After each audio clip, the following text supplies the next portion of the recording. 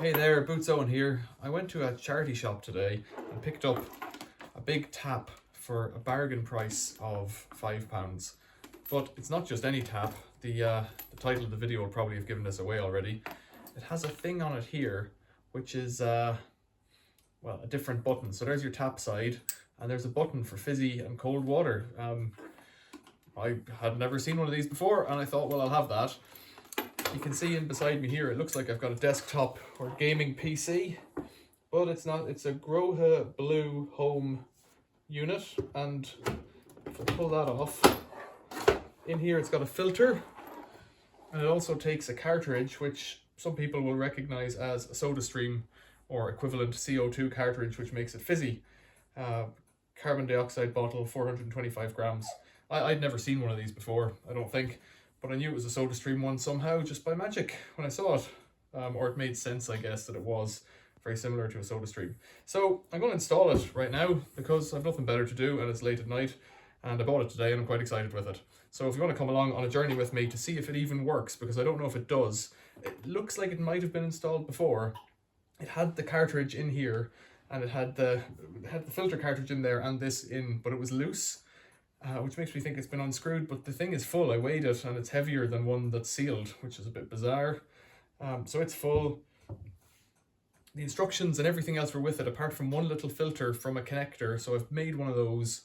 It should be a straightforward job of disconnecting hot and cold, reconnecting them with this unit in place, changing the kitchen tap over, which happens to be a Grohe as well. So it should be a really straightforward switch over. What else do I have to do? Drill a hole into the base of the cupboard, which is bizarre, but it's for ventilation, because in here basically is a very small refrigerator and a little tank that keeps water cold. It says in the manual that it draws up to 180 watts. So like a fridge, it'll cycle it on and off, I guess, depending on usage. But hopefully everything's within spec and it should just work. Or it won't, and then I'll have to put the old tap back. We'll see. Stay tuned. So here's the template. You align the front of the page with the front of the cupboard, and then you're meant to have 35mm, which is the hatched area on the side to each side. But because of this hot water service that comes through here, I'm going to just put it up against that and drill a hole where it shows. So let's get that there and mark this here. Hopefully we haven't got a load of electricals and stuff beneath.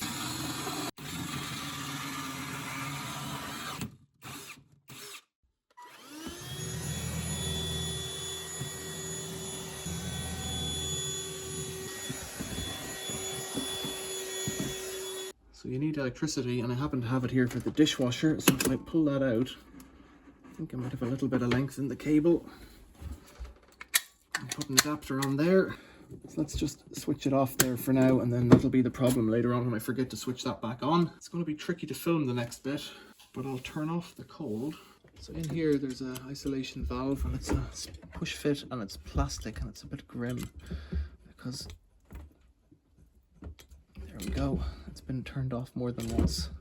That's as far as it'll go. Now I'll check the tap above. Hot and cold are off. That's good. This is my cold, and this is the one that's going to be more interesting, so let's wrap a towel around that. Let's disconnect this. Doesn't take much at all. These shouldn't be like really wedged on tight, but I'm expecting the water in the tap to come out here.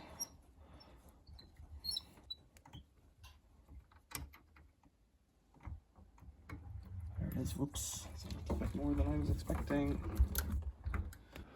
Drain that down. Do the same for the hot. Next up here is the tap. This one's held on with 2 screws, I think. To slacken them off first, 1 and 2, and this will depend on whatever tap you've got as well. This could be different.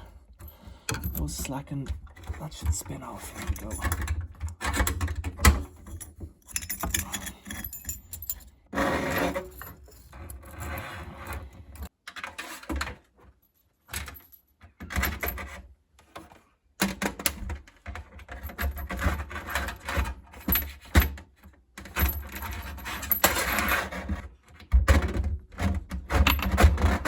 So I've put a rubber O-ring up on top. Now I've got to fit this guy here, which is plastic spacer, a rubber ring, a big steel washer, and the brass nut.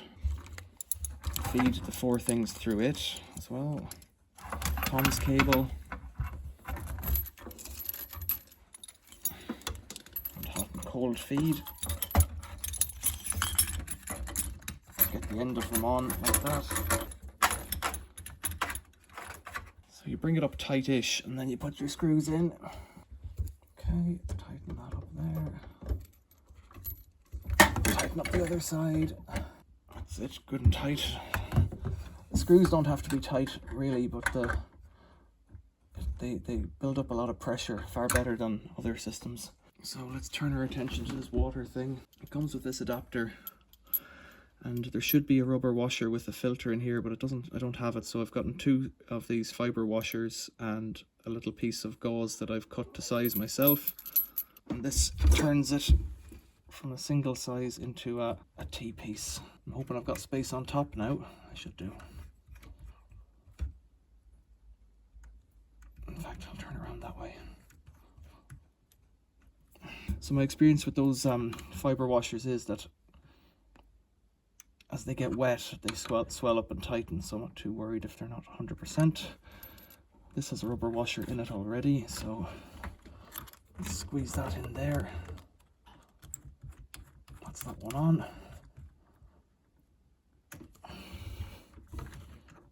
And then I need to bring the cold in from the chiller unit. And I'll get the hot on over here. Which you can't see, but it's exactly the same thing. So here is the cold feed to the chiller. There's no need to over tighten these, they have rubber washers in them. See a drip here, but I'd say that was just from splashing earlier on. So then I guess I can turn on the cold and see how we're going there. I can get my grip in here.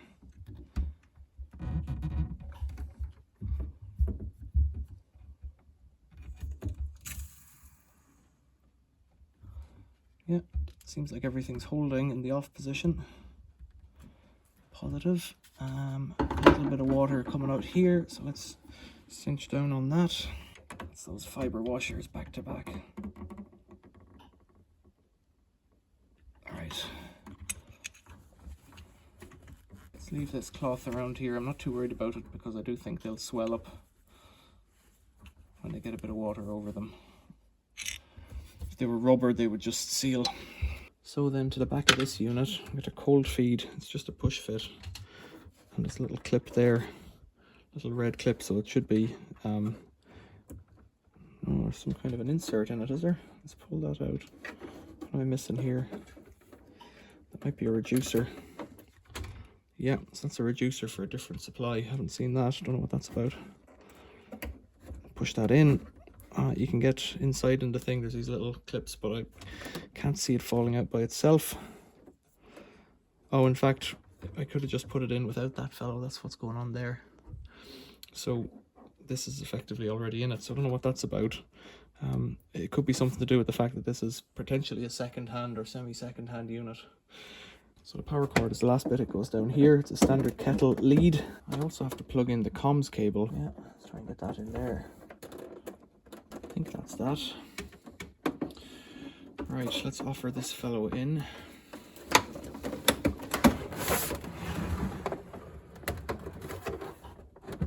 There we go. Turn it on. It says 98. I have no idea what that means. Oh, it's doing it. It's doing something.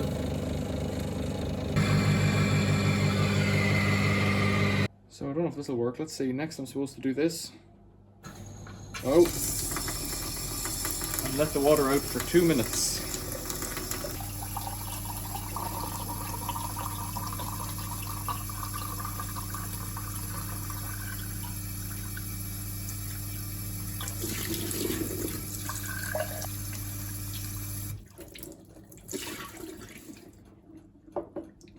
So it's taken about 14 seconds there to fill a pint of water.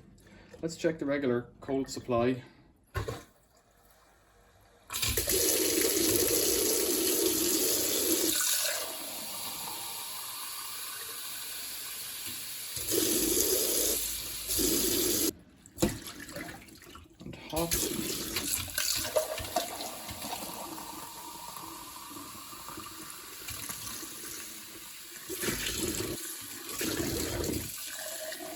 coming through hot now. There's steam on it. You can see some splashing in behind, so I'm not sure where that's from. So let's see. On the back there's some drips. Let's see if I can turn it on again. Don't see anything leaking.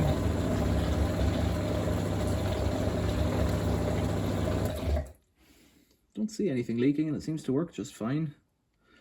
So I'll give that a wipe down. The number on the front there reads 97. It originally read 98. According to the manual, when it says 99, the filter is full or at full capacity. 50 is 50% or half, and then it runs down to E8. I guess it goes to 0, 1, and then E8, error 8, whenever it's empty. So that filter seems to be in position and doing okay. The next is put the gas can in. I'm going to presume that this gas is okay.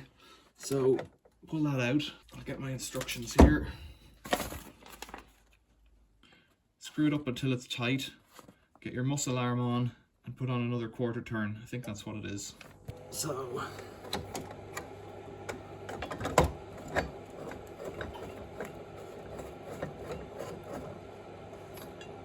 that's tight. Muscle arm or no muscle arm, it's not going any further. Clipped into position, and then it says leave it 6 hours before you attempt to use the bubbles. So I guess I'll come back and do some bubbles tomorrow, because I'm not going to stay up for another 6 hours. It's already bedtime. This front cover is quite neat. It's held on with magnets. It's got a slot up and in. It doesn't always want to go on that side. There we go. And that's it. Looks quite neat. Down on the side, on each side, you've got ventilation fins. So I guess they're sucking in air and the air's going out the bottom. You're supposed to cut a vent 35mm by 100 or 3,500 square millimeters into your kicker. I could, but I'm not going to. I could drill 2 holes and put little vents on them or something like that. Underneath this unit goes on and on and on, and the floor is pretty leaky, so I have a feeling it's probably that well ventilated anyway, so I'm not too worried about it. So I guess I'll just come back tomorrow and see if it does bubbles. So it's been about 8 hours, 10 hours, something like that. Let's check the operation.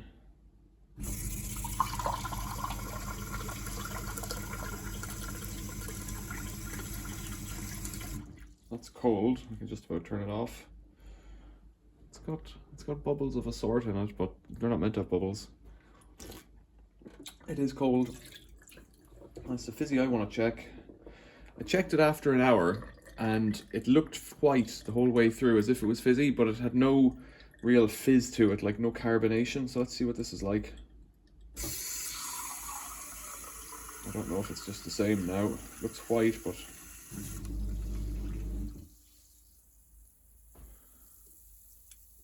it looks white, all right, you see. Is it fizzy? Oh, it's fizzy with very, like, fine bubbles. Very fine bubbles. But maybe that needs to draw some water through the gas thing. But you can see it's clarifying there now.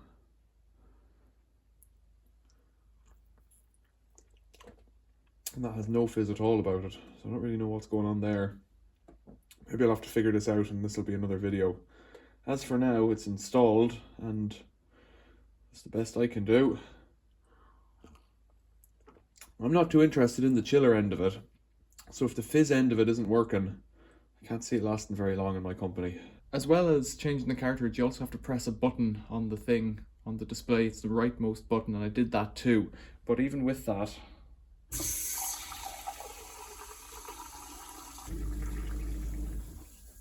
it looks fizzy. It looks like milky Alka-Seltzer type water, and if you were to drink it just now it would be fizzy, but in a few seconds it just becomes clear, and it has a mild flavour of carbonation, but it's not fizzy. So I'm going to change the cylinder for a completely new one. You see it just goes down and there's some bubbles in it, but it isn't fizzy. So let's go in underneath it and change the bottle. So the machine is on and it appears to be chilling. It's reading 96 here, which I think means that there's 96% left in the filter cartridge, 96% capacity or something. I've got a new CO2 bottle here, blue Grohe Blue bottle. It should say EC if it needs to exchange this cylinder, but it doesn't. So pull that out and pull it down. Pull this out a bit, twist it out. It sounds like there's gas in it, but we'll take that out anyways. This thing here has a seal on it. So this is a new cylinder that came with the thing. Just rip that off. Seems to be the easiest way. Rip that cap off. Inspect it. Looks okay. Inspect it for what? I don't know. Offer it up and screw it in. And then when it's in tight, tighten it some more. That's as tight as it's going to go. Then there's a square, triangle and circle button. Press the circle button and hold it. I'll show you this better maybe. So with the new can installed, there's a square, triangle and a circle button. Press the circle and hold it. And it says RO, keep holding it. And it's flashing. Press it again and we're back to 96. That should be the exchange done. So let's see if the gas is ready. Back up at the sink. Let's try it. Looks similar to me.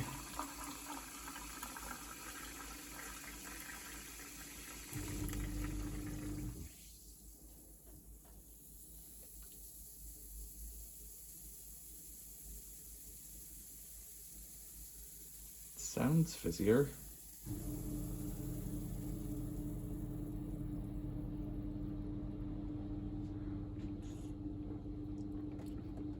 Mildly fizzy. I wouldn't call that fizzy. It's not fizzy like you'd get in a bottle, and it's not fizzy. I've seen these in hotels, I think, or in conference centers somewhere, and the water is actually fizzy rather than basically flat straight away. So I'm not sure what's going on there. Can't see that a bottle of carbon dioxide ever goes off. It's just a bottle of carbon dioxide and it's pretty much full. So I wonder, is there something with how it's dispensed into the water not working right or something? I don't know. We will have to do further investigations, but that's as good as I can do for now. It's a bit of a pain because I'm not as interested in the cold water system here, the chiller. I'm more interested in the fizzy, the carbonation. So we need to think on this, I think. If you know what's going on, tell me in the comments below. We've tried installing it, fitting a new bottle, telling it new bottle's fitted. After that, I don't know. Question your comments, leave them below. Thanks for watching. See you later.